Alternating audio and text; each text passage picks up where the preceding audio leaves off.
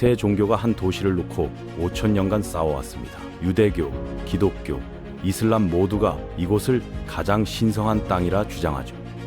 그 결과 이 도시는 최소 40번 이상 지배자가 바뀌었고 수많은 전쟁과 학살이 일어났습니다. 21세기인 지금도 이 분쟁은 끝나지 않았어요. 처음에는 그저 샘 하나 때문에 만들어진 작은 마을이었는데 어떻게 지구상에서 가장 논쟁적인 장소가 됐을까요? 오늘은 예루살렘이 어떻게 세계에서 가장 거룩하면서도 가장 피로 물든 도시가 됐는지 그 긴 역사를 살펴보겠습니다. 구독은 유튜브 만드는데 큰 도움이 됩니다. 예루살렘의 시작은 생각보다 단순했습니다. 기원전 3000년경 한 샘 근처에 사람들이 모여들기 시작했거든요. 기온 샘이라 불리는 이 수원은 불모지나 다름없던 건조한 땅에서 유일하게 안정적인 물을 제공했죠. 이 샘 덕분에 사람들은 정착할 수 있었고 작은 마을이 형성됐습니다. 기원전 2000년경에는 이미 중요한 도시로 성장해 있었어요.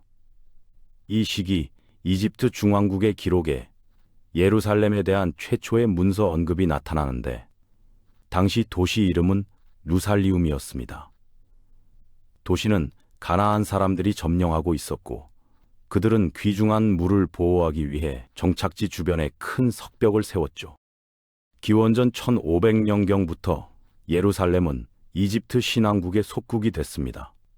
사하라 사막에서 현재 터키 국경까지 뻗어있던 거대한 제국의 일부였던 거죠. 하지만 기원전 12세기경 이집트의 권력이 쇠퇴하기 시작했어요. 이 시기는 후기 청동기 시대 붕괴로 알려져 있는데 지중해 동부의 많은 제국과 문명이 급격하고 폭력적으로 무너졌습니다. 그 뒤를 이어 더 작은 독립왕국들이 지역 전역에 등장했죠. 그중 하나가 이스라엘 백성이었는데 가나안 사람들의 한 파벌이었습니다. 성경 전통에 따르면 다윗 왕이 이끄는 이들이 기원전 1000년경 예루살렘을 점령해 새로운 이스라엘 왕국의 수도로 만들었어요. 다윗 왕과 그의 후계자 솔로몬 왕 시기에 웅장한 성전이 건설됐습니다. 나중에 솔로몬 성전으로 알려지게 된 이 건축물은 도시 내에서 예루살렘의 지위를 확고히 했죠. 앞으로 유대교로 진화할 종교의 주요 문화적, 종교적 장소가 된 겁니다. 하지만 1세기도 안 돼 이스라엘 왕국은 두 나라로 분열됐어요. 북쪽 절반은 이스라엘이라는 이름을 유지했고 남부 절반은 예루살렘을 수도로 한 유다 왕국이 됐습니다. 이후 400년간 예루살렘은 유대 신앙과 문화의 중심지로 자리 잡았지만 더 강력한 이웃들인 이집트와 아시리아로부터 자주 공격받았죠. 두 제국 모두 이 지역의 지배권을 놓고 경쟁했거든요. 기원전 6세기는 예루살렘에게 첫 번째 중요한 전환점이었습니다. 당시 지역의 강자였던 아시리아 제국의 후계자인 바빌로니아 제국이 네부카드네살 2세의 지위 아래 영토를 확장하기 시작했어요. 기원전 597년에 예루살렘을 성공적으로 포위해 도시를 점령했는데 바빌로니아인들은 현지 유대인 인구로부터 상당한 저항을 받았습니다. 결국 10년 후인 기원전 587년에 반란이 일어났죠. 이에 대응해 네부카드네살은 예루살렘을 다시 포위했고 이번에는 솔로몬 성전을 포함한 도시의 많은 부분을 파괴했습니다. 이 보복 행위는 그의 추방 명령으로 더욱 강화됐어요. 도시의 유대인 거주자들 일부가 바바로니아로 추방됐죠. 이후 예루살렘은 약 40년간 바빌로니아 제국의 지배를 받았습니다. 하지만 바빌로니아도 곧 확장 중이던 후계 제국에 흡수됐어요. 키루스 대왕이 이끄는 페르시아 아케메네스 제국이었죠. 키루스는 많은 망명 유대인들이 예루살렘으로 돌아가 도시와 성전을 재건하도록 허락했습니다. 이후 200년간 추방됐던 유대인들과 그들의 후손들이 계속 돌아왔지만 예루살렘은 여전히 스스로를 지배하지 못했어요. 기원전 332년 예루살렘의 소유권이 또다시 바뀌었는데 이번에는 알렉산더 대왕 때문이었습니다. 페르시아 제국에 대한 원정의 일환으로 예루살렘을 정복한 거죠. 알렉산더가 거대한 제국을 건설했지만 그의 지배는 단명했고 기원전 323년 그가 사망한 후 왕국은 장군들 사이에 분할됐습니다. 예루살렘은 처음에 이집트의 프토레마이오스 왕조 통제 아래 들어갔어요. 하지만 수세기 동안 거의 끊임없는 전쟁이 이어졌죠. 기원전 198년 셀레우코스 왕조가 예루살렘의 통제권을 얻었습니다. 알렉산더 치세 하에서 시작되고 이후 프톨레마이오스와 셀레우코스가 계속한 헬레니즘화 정책으로 인해 예루살렘 내 많은 유대인들이 그리스 문화를 받아들이게 됐어요.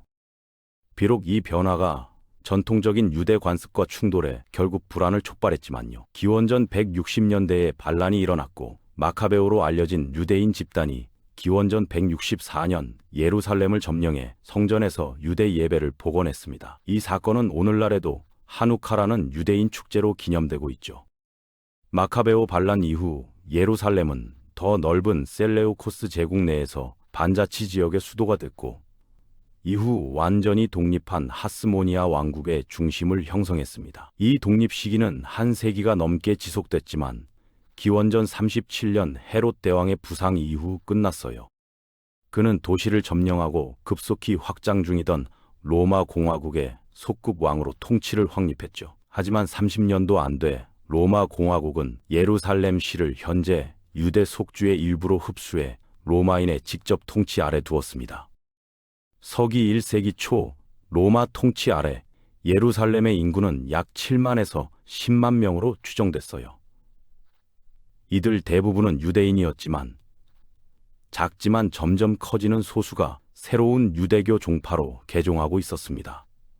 도시 내에서 예수 그리스도의 생애, 죽음, 부활의 결과로 등장한 초기 기독교였죠. 사도들의 전파와 함께 예수의 가르침이 퍼지고 신앙의 최초 교회들이 설립됐습니다. 이후 수년간 지역 전역으로 확장되면서 예루살렘은 종교 예배의 중심지로 지위를 얻었어요. 하지만 로마 당국 자체와는 문제가 있었습니다. 여전히 이교도를 행하던 로마 당국자들은 유대교와 기독교를 그들의 통치에 대한 위협으로 보고 종교인들에 대한 억압 조치를 도입했거든요. 서기 66년 유대 인구가 로마 지배에 반대해 반란을 일으켰습니다. 제1차 유대 빼기 로마 전쟁, 일명 대반란이었죠. 예루살렘은 반란의 진원지였고 로마군의 대응은 잔혹했어요.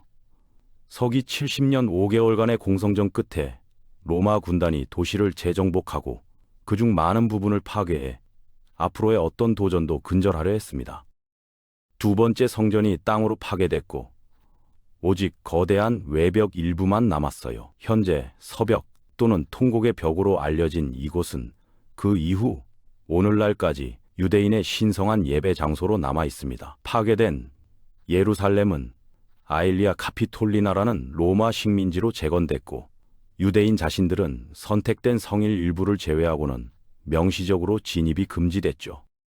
이는 서기 132년 또 다른 유대인 반란으로 이어졌는데 하드리아누스 황제에 의해 잔혹하게 진압당했습니다. 그는 도시의 로마화를 더욱 강화했어요. 포럼과 유피테르 신전을 과거 유대 성전 자리에 건설하고 예루살렘 시에서 유대인들을 추방했죠. 도시는 주로 기독교 예배를 행하는 기독교인들이 거주하는 중심지가 됐습니다.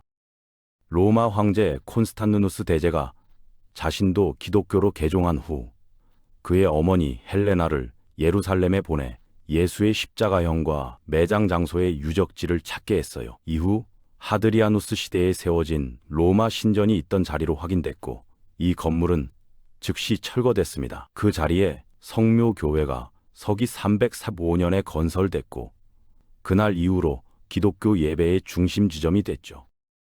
5세기 전환기 로마 제국이 쇠퇴하기 시작했을 때 동부 영토는 비잔틴 제국이라 불리는 비교적 온전한 제국으로 남았습니다. 로마의 영적 후계자로 등장한 이 제국은 예루살렘에서 거의 300년 동안 지배했고 기독교 세계 내에서 가장 거룩한 위치로서의 도시 지위를 옹호했어요. 하지만 완전히 새로운 권력뿐만 아니라 완전히 새로운 종교도 곧 성스러운 도시에 그 흔적을 남기게 됩니다. 7세기 아라비아 반도에서 이슬람의 등장은 예루살렘 역사에 새로운 장을 열었죠. 도시는 무슬림들에게도 신성한 의미를 갖게 됐는데 예언자 무함마드가 단 하룻밤에 그곳으로 여행했다고 믿어지기 때문입니다. 무함마드가 서기 632년 사망한 후 라시둔 칼리프국 아래 통합된 아라비아 무슬림들이 지역 전역에 이슬람을 전파하기 시작했어요. 서기 638년 칼리프 우마르 이븐 알카타브가 그의 무슬림 군대를 이끌고 예루살렘 문까지 와서 성공적으로 비잔틴 제국으로부터 지역을 탈취했습니다. 무슬림 지배에도 불구하고 예루살렘은 종교적 관용의 도시로 번성했죠. 모든 주민에게 신앙과 상관없이 예배의 자유가 보장됐거든요. 비록 주로 기독교인과 이슬람 성격을 유지했지만 칼리프국은 유대인들이 귀환하도록 허용해 거의 500년간 로마인들에 의해 부과된 금지를 해제했습니다. 따라서 도시에서 자유롭게 예배할 수 있게 됐죠. 100년 조금 넘는 기간 동안 비잔틴 제국의 후계자인 우마이야 왕조 통치하에서 7세기 말과 8세기 초에 예루살렘은 이슬람에서 가장 중요하고 신성한 두 장소를 얻었습니다. 바위의 돔과 아라크사 모스크였죠. 이 유적지들의 건설은 예루살렘의 지위를 메카와 메디나 같은 다른 성도시들과 경쟁하는 곳으로 격상시켰을 뿐만 아니라 이슬람을 예루살렘 정체성의 필수적인 부분으로 확고히 확립했습니다. 다른 두 아브라함계 종교인 유대교 및 기독교와 함께 말이에요. 새로운 천년의 새벽이 밝아왔지만 예루살렘에서 종교적 관용은 쇠퇴하기 시작했어요. 서기 969년 파티마 칼리프국이 이집트와 시리아 정복의 일부로 예루살렘을 점령했습니다. 기독교와 유대 순례자들은 여전히 성스러운 도시 방문이 허용됐지만 시간이 흐르면서 파티마 행정부는 점점 더 제한적이 되고 비무슬림 공동체를 박해하기 시작했죠. 그 경계 내에서 악명 높은 한 사건은 서기 1009년 칼리프 아라킴 비암느 알라가 성묘 교회의 파괴를 명령한 것이었습니다. 이는 기독교 세계 전역에 충격파를 일으켰어요. 교회는 이후 몇 년간 재건됐지만 초기 파괴는 많은 기독교인들 사이에 광범위한 불만을 초래했습니다. 그들은 예루살렘에 있는 자신들의 성지가 종교적 모독을 당했다고 믿었거든요. 상황은 1054년 대분열로 인해 더욱 복잡해졌어요. 이는 기독교 세계를 서쪽의 로마 가톨릭 교회와 동방 그리스 정교회로 공식적으로 분할했죠. 비록 분열이 오랜 신학적, 정치적, 문화적 차이를 반영한 것이었지만 기독교 세계 내에서 권위에 대한 경쟁 주장도 나타났습니다. 분열 이후 예루살렘은 콘스탄티노플 중심의 그리스 정교회 관할 하에 들어갔는데 이는 로마 교황청에 큰 분노를 일으켰어요. 11세기 후반 파티마 칼리프국은 내부 불안정과 외부 위협에 직면했습니다. 서기 1073년 예루살렘은 중앙아시아에서 동쪽으로 확장해온 셀주크 투르크에게 함락됐죠. 셀주크 통치는 예루살렘에 정치적, 사회적 혼란의 시기를 도입했습니다. 유럽에 도착한 기독교 순례자들로부터의 보고는 성지 전역에서 투르크군에게 괴롭힘을 당하고 있다고 전했어요. 그들이 성지를 방문하는 방법 말이죠. 셀주크의 이 지역 가로지르는 진격은 비잔틴 제국에 대한 직접적인 위협이기도 했습니다. 이로 인해 알렉시오스 1세 콤네노스 황제가 서기 1095년 기독교 서방과 교황청에 군사 지원을 요청하게 됐죠. 비록 호소의 주된 목적이 비잔틴 땅에서 셀주크를 격퇴하는 데 있었지만 교황 우르바노 2세는 클레르몽 공의회에서 이 메시지를 예루살렘을 되찾기 위한 성스러운 십자군 원정을 위한 부름으로 재해석했습니다. 신앙에 의해 동기부여되고 천국에서의 영적 보상 약속에 이끌려 수천 명의 유럽 기사들과 평민들이 거의 3,000km에 달하는 성스러운 여정에 나섰어요. 육지를 통해 말이죠. 잠시 파티마가 서기 1098년 셀주크로부터 예루살렘을 탈환했지만 1년 조금 넘게 지난 서기 1099년 6월 제1차 십자군 군대가 도시 성벽에 도달했습니다. 몇 주간 지속된 포위 끝에 7월 15일 십자군이 성공적으로 성벽을 뚫고 나서 도시 주민들에 대한 학살을 해방했죠. 사실상 무슬림과 유대인 인구를 전멸시켰습니다. 정복 후 예루살렘의 대부분 십자군 병사들은 유럽으로 고향에 돌아갔고 소수만이 남아있기로 선택했어요. 예루살렘 왕국은 이 지역에 등장한 여러 기독교 십자군 국가 중 하나였습니다. 도시시 내에서 성묘 교회는 개조돼 서부 로마네스크 양식을 받아들였고 성전산의 무슬림 성지들인 바위의 돔과 아라크사 모스크는 십자군 기독교 용도로 재활용됐죠. 도시 점령 후 유럽에서 성지로 여행하는 기독교 순례자들의 수가 의미 있게 증가했습니다. 모두 여정 중 숙박, 음식, 교통이 필요했거든요. 이에 대응해 여러 기독교 군사 기사단이 이들 순례자들을 보호하고 돌보기 위해 설립됐어요. 성묘교회 근처에 본부를 둔 성요한 기사단과 아라크사 모스크에 기지를 세운 템플 기사단이 그들이었습니다. 십자군 시절에 말이죠. 하지만 더 넓은 지역에서 예루살렘에 대한 통제는 세기 이후 약화됐어요. 아이유브 왕조의 창시자 살라딘은 성지의 무슬림 지배 회복을 추구했고 서기 1187년 7월 하틴 전투에서 십자군에 대한 결정적 승리를 거둔 후 일주일 만에 예루살렘을 탈환했습니다. 살라딘 통치 하에서 도시 내 많은 기독교 유적지들이 파괴되거나 이슬람 건물로 개종됐지만 성묘교회는 살아남았어요. 그리스 정교의 소유로 넘어갔지만요. 예루살렘의 무슬림 재점령은 그럼에도 불구하고 서기 1190년 잉글랜드 리처드 1세 왕과 프랑스 필립 2세의 왕이 이끄는 제3차 십자군 원정을 촉발했습니다. 이 원정은 이 지역 십자군과 영토의 많은 부분을 복원했지만 결국 예루살렘 탈환이라는 주요 목표에서는 실패했죠.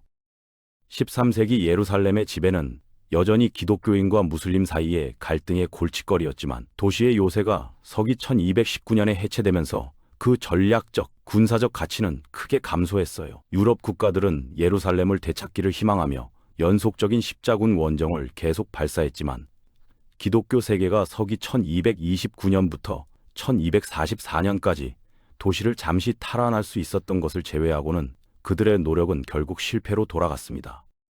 서기 1291년 마지막 십자군 국가가 성지에서 쫓겨나면서 이 지역에서 이슬람 맘루크 술탄국이 부상했어요. 맘루크 통치하의 예루살렘 지역은 모든 신앙의 순례자들을 계속 끌어들였습니다. 기독교와 유대교를 통해서 말이죠. 하지만 도시 인구는 이제 크게 줄어들었습니다. 약 300년간의 마루크 통치 후 예루살렘은 서기 516년 오스만 제국에 점령됐어요. 술탄 술레이만 통치 기간 동안 도시의 성벽은 웅장하게 재건됐고 시나고그, 교회, 모스크가 모두 평화롭게 근접 공존하는 종교적 관용의 시기가 열렸습니다. 오스만 제국의 예루살렘 통치는 주로 별다른 사건 없이 지나갔고 시간이 흐르면서 도시는 점차 그 중요성을 잃었어요. 18세기와 19세기에 걸쳐 전반적인 쇠퇴기와 경제 침체를 겪었죠. 19세기 중반까지 예루살렘은 오스만 제국 내의 변방 지역에 불과한 지방 중심지가 됐고 인구는 겨우 8,000명에 불과했습니다. 도시 주민들은 유대인, 기독교인, 무슬림, 아르메니아 정교의 신자들로 구성됐는데 그들은 각자의 숙소 내에서 살았지만 완전히 배타적이지는 않았어요. 무슬림들은 북동쪽 성전산과 함께 있었고 기독교인들은 북서쪽 성묘교회 근처에, 유대인들은 남동쪽 서벽 인근에, 아르메니아인들은 남서쪽 시온문 주변에 있었습니다. 19세기가 진행되면서 오스만 제국이 쇠퇴 조짐을 보이기 시작했고 이는 유럽 열강들이 떠오르는 권력 공백을 메우기를 기대하며 동쪽을 바라보게 만들었어요. 많은 국가들이 예루살렘에 새로운 교회, 영사관, 기타 기관들을 건설하며 그 안에서 존재감을 재확립했죠. 이 새로운 관심은 도시가 단순히 유럽 기독교인들 뿐만 아니라 유럽 유대인들에게도 매력적이 되도록 만들었습니다. 동유럽에서의 박해를 피해 많은 이들이 예루살렘으로 돌아오기 시작했고 조상의 고향으로 인식되는 도시로 자유롭게 예배하길 원하는 꾸준한 이민자 흐름이 생겨났죠. 1860년대까지 예루살렘은 여전히 단 1제곱킬로미터 면적에 제한돼 있었고 점점 더 과밀해지고 있었습니다. 이로 인해 고대 성벽 밖에 새로운 도시 건설이 시작됐어요. 최초의 주요 건설 프로젝트 중 하나는 영사관과 러시아 순례자들을 위한 숙소가 있던 러시아 정교회 단지였습니다. 새로운 유대인 정착지도 구시가지의 경계를 넘어 등장하기 시작했죠. 모세 몬테피오레 경과, 예후다 토로 같은 인물들이 선봉에 섰는데 그들은 유대인들이 조상 대대로 내려온 조국으로 돌아가 예루살렘과 함께 자신들을 위한 새로운 국가를 건설해야 한다고 주장했어요. 1882년까지 약 2만 5천 명의 유대인 이민자들이 도착해 이 지역의 종교적 인구 통계를 크게 변화시켰습니다. 20세기 초반 오스만 제국의 임박한 붕괴가 마침내 도래했고 그 결과는 서기 1917년 제2차 세계대전 사건들이었어요.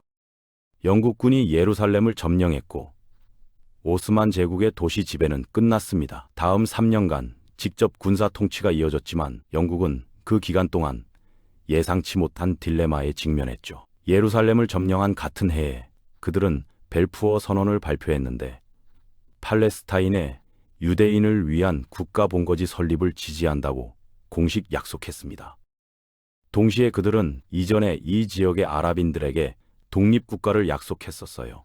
전쟁 중 오스만 제국에 대한 군사 지원의 대가로 말이죠. 이 두 가지 경쟁하는 주장을 다루기 위해 영국은 서기 1920년 위엠 통치 팔레스타인을 설립했고 이후 1922년 국제연맹이 영토에 대한 공식 위임 통치를 부여했습니다. 이후 25년간 예루살렘의 인구는 5만 2천 명에서 16만 5천 명 이상으로 급증했어요. 약 3분의 1은 주로 무슬림인 아랍인이었고 3분의 2는 전 세계 유대인 디아스포라에서 점점 더 많이 도착하는 유대인이었습니다. 그 결과 아랍인과 유대인 사이의 관계는 빠르게 쇠퇴했죠.